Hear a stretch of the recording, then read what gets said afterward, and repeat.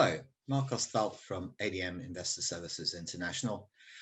With a look this week at the escalating rate of infections that we've got with COVID and the latest set of IMF global forecasts, both for GDP and above all for the world's debt profile.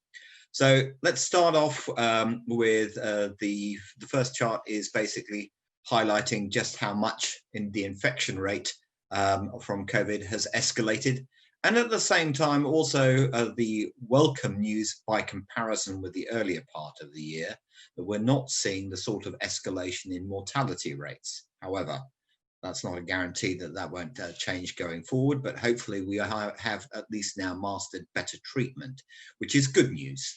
The second chart today is the IMF's latest World Economic Outlook update, and as one can see, basically what's happened is, having been a little bit too optimistic back in April, they revised down very sharply their forecasts in June, and now in October they're revising them slightly better.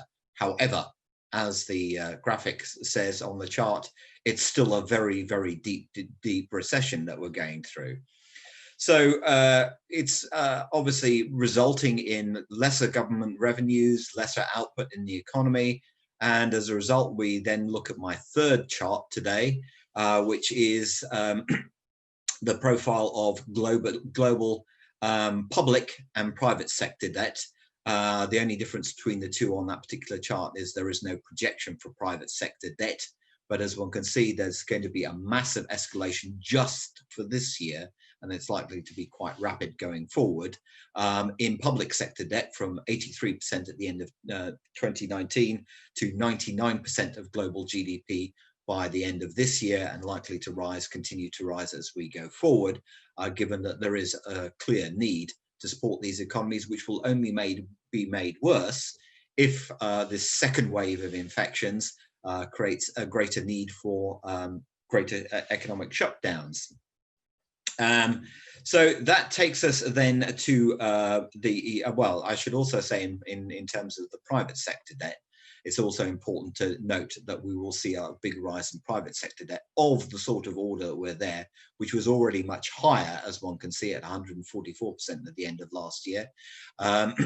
The only difference, perhaps materially, being here is whereas it was being deployed for equity buybacks and a general sort of debt for equity swap, at the moment, a lot of this debt is being used to cover current costs rather than capex, and that in itself is bad news, because at some stage there is an issue here where the principal rather than debt service costs become more of an issue, and a great weight on private sector corporate balance sheets. So the next chart is one that we all know about. It's about central bank balance sheets and how they've acted as a huge backstop. But as we had comments from Mr. Kashkari, the most dovish of all the Fed members, Fed governors yesterday, he noted that basically what really is needed here is fiscal stimulus. Central banks can't basically put money in the pockets of those who are unemployed or who are vulnerable to layoffs. So what is the effect of fiscal stimulus? Well, the IMF has a nice little chart, which is my fifth one, on the effects of public investment. I think the key here is the importance that it gives a big boost in times of high uncertainty, although the amount of job creation it actually does is actually much more limited than the amount of a boost that it gives to output and earnings.